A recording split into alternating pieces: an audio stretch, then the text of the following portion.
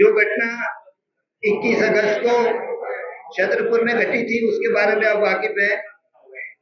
माननीय बीडी शर्मा यदि मुझे आतंकवादियों का हिमायती मानते हैं तो उनकी नपुंसकता पर मुझे निराशा होती है, और मैं अगर इस बात का विरोध करता हूं तो मुझे वो नपुंसकता स्वीकार है।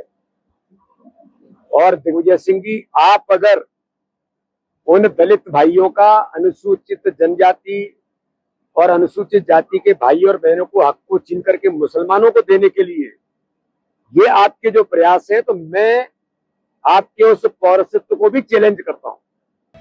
मध्य प्रदेश में सियासी तकरार बढ़ने के साथ कद्दावर नेताओं का जुबान पर काबू भी कम होता जा रहा है। शनिवार को पूर्व सीएम दिग्विजय सिंह ने प्रदेश भाजपा अध्यक्ष वीडी शर्मा को नपुंसक कह दिया है, तो वीडी शर्मा ने भी दिग्विजय के पौरुष को चुनौती दे दी है।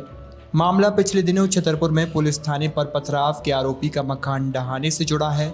इसी को लेकर शनिवार को इंडिया गठबंधन के साथ कम्युनिस्ट पार्टी के कार्यालय में एक पत्रकार वार्ता में दिग्विजय सिंह ने कहा, मुसलमानों को एंटी नेशनल बताने का काम किया जा रहा है। जब उनसे कहा गया कि वीडी शर्मा ने आप पर आतंकियों से संबंध का आरोप लगाया है, इसी पर दिग्विजय बोले, वीडी शर्मा मुझे आतंकियों का हिमायती मानते हैं, उनकी नपुंसकता पर मुझे निराशा होती है। ट्रिपल इंजन सरकार में होकर भी कार्रवाई नहीं करते। देश में जो गवर्नेंस ऑफ नरेंद्र मोदी चल रहा है उसमें तुम भी खाओ हमको भी खिलाओ वाली नीति लागू है। आतंकवादियों से अच्छे संबंध है।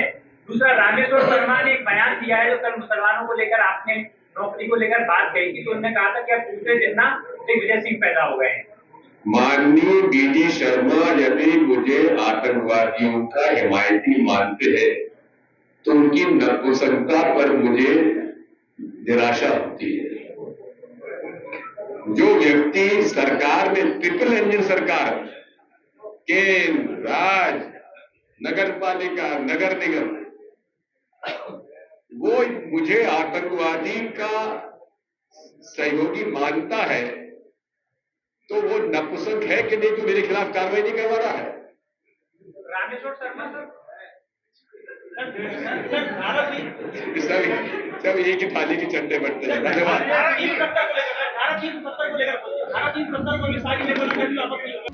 इसके बाद वीडी शर्मा ने जवाब दिया।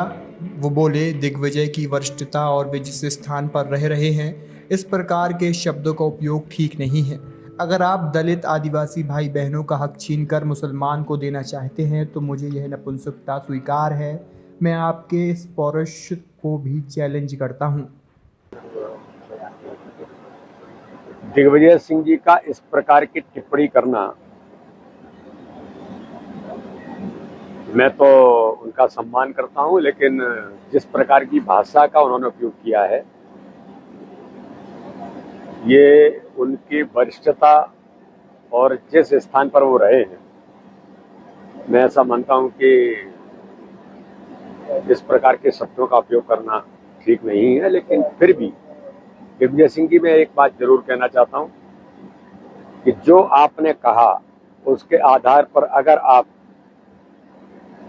हमारे जनजाति और अनुसूचित जाति के भाई और बहनों का हक छीनकर आप अगर मुस्लिमों को देना चाहते हैं, और मैं अगर इस बात का विरोध करता हूं, तो मुझे वो नपुंसकता स्वीकार है। और दिग्विजय सिंह जी, आप अगर उन दलित भाइयों का, अनुसूचित जनजाति और अनुसूचित जाति के भाई और बहनों को हक को छीन करके मुसलमानों को देने के लिए ये आपके जो प्रयास है, तो मैं आपके उस पौरसत्व को भी चैलेंज करता हूं। इसलिए मैं ऐसे शब्दों का उपयोग तो नहीं करूंगा जिस छोटे और हल्के शब्दों का आपने उपयोग किया है। लेकिन दुर्भाग्यजनक है आपकी मानसिकता। देश के अंदर आज भी जो आप मुसलमानों के हक के लिए आप हमेशा से कहते रहे हैं, कांग्रेस के अंदर आपके प्रधानमंत्री ने कहा कि पहला हक मुसलमानों का है। आपके कांग्रेस के बड़े नेता ही कहते रहे कि आरक्षण में मुसलमानों को आरक्षण देना यानी अनुसूचित जाति जनजाति भाइयों का हक छीनना। तो इसको अगर कांग्रेस और आप अपना पौरसत्व मानते हैं तो मैं इसे चैलेंज करता हूं।